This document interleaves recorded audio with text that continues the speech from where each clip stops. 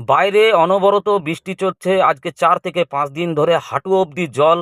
বাজার মূল্য মাথায় উঠেছে। তো বন্ধুরা, আমি অধীরজ চলে এলাম আমার ঝটপট কিচেনে আজকের রেসিপি নিয়ে।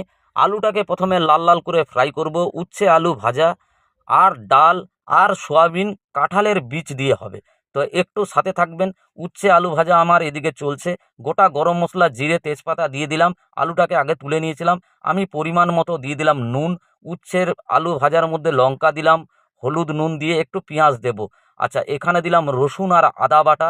টমেটো দিয়ে দিলাম একটা বড় মাপের। আর ওইদিকে ঢাকা দিয়ে ধানি লঙ্কাগুলো দিয়ে দিলাম, বুঝতেই পারছেন ছোট কিন্তু প্রচণ্ড ঝাল। জিরে গুঁড়ো, হলুদ আর কাশ্মীরি লঙ্কার গুঁড়ো দিয়ে দিলাম। খুব ভালো করে কষার কাজ চলছে। আমি দেখুন এবারে সিদ্ধ করা সয়াবিন আর কাঁঠালের বিচিগুলো দিয়ে দিলাম। খুব ভালো করে নেড়ে চেড়ে একটু কষে নেব অল্প মতো জল দিয়ে। বন্ধুরা, আলুটা আমার ভাজা আছে, তাহলে আমার তরকারিটা করতেও বেশি সময় লাগবে না।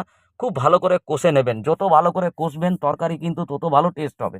আমি পরিমাণ মতো জল দিয়ে 1 চামচ চিনি দিয়ে ঢাকা চাপা দিয়ে দেবো 15 থেকে 17 মিনিটের জন্যে। উচ্ছে আলু ভাজাও আমার হয়ে গেছে। সোয়াবিনের তরকারিটাও আমার হয়ে এসছে 17 মিনিট। এরপরে আমি একটু ঘি দিয়ে দেবো। আপনারা চাইলে গরম মশলা দিতে পারেন।